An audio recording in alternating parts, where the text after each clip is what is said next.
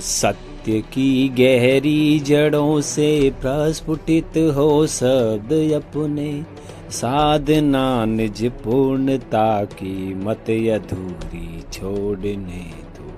स्वर्ग रूप स्वराज में तुम देश मेरा जागने दो। हे प्रभु इस हेतु ही वरदान यह भी मांगने। तो इस वरदान को मांगने के लिए और समाज में नवाचारों को गढ़ने के लिए 26 और 27 दिसंबर 2020 को सूरतगढ़ की पावन धरा पर 2 दिवसीय व्यक्तिगत विकास एवं सामाजिक चेतना का शिविर रखा गया। इस शिविर की खासियत है कि इसमें सुतार समाज के कई विरले व्यक्तित्वों का मिलन हुआ। जैसे बात करें तो एक्स रिटायर्ड फौजी और SDM महोदय, शारीरिक शिक्षकगण, व्याख्यातागण और सामान्य जो कारीगर हैं, जो लकड़ी का काम करते हैं या कोई लीग के हटकर जो काम कर रहे हैं, फोटोग्राफर बंधु हैं या यूँ कहें कि सामाजिक कार्यकर्ता हैं, ऐसी विभिन्न व्यक्तित्व के धनी सभी लोग आपस में मिले। राजनेता जिसे हम कहेंगे वर्तमान में सरपंच, तो वो जो 2 दिन का स्नेह मिलन था, तो अगर बात करें कि शुरुआत से कि व्यक्तित्व विकास किस तरह से होता है उस पर चर्चा की गई। उसके बाद राजनीति में हमारी कहाँ तक पहुँच है और हम क्या कर सकते हैं और उस पर हमारी चर्चा हुई। तो इस चर्चा के बाद बारी आई कि समाज की सामाजिक संगठनों की क्या स्थिति है और श्री विश्वकर्मा सुतार एकता फोर्स ने पिछले 2.5 सालों के इतिहास में क्या किया और क्या करना है, उस पर आत्म मंथन और आत्मचिंतन और भविष्य की रणनीतियों पर चर्चा हुई।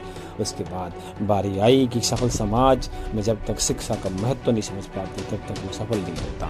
तो इसमें बात और चर्चाएं और मंथन हुआ और माननीय SDM साहब पवन जी सुतार ने विस्तृत तरीके से किस तरह से शिक्षा के माध्यम से हम सामाजिक और राजनीतिक पहुंच तक अपनी पकड़ बना सकते हैं, उद्यम की ओर जा सकते हैं, उस पर गहन चिंतन मंथन किया। उसके बाद योगा शिक्षक PTI साहब राजकुमार जी ने योगाओं का महत्व समझाया। सुबह सुबह किस तरह से आदर्श दिनचर्या में हमें योग जरूरी है, कसरत जरूरी है, व्यायाम जरूरी है। और रात्रि चौपाल में उन्होंने जिस तरह से सड़क पर चलने, पैदल चलने, बाइक लेकर चलने, गाड़ी पर चलने के जो नियमों को बताया और शानदार अद्भुत निराले थे।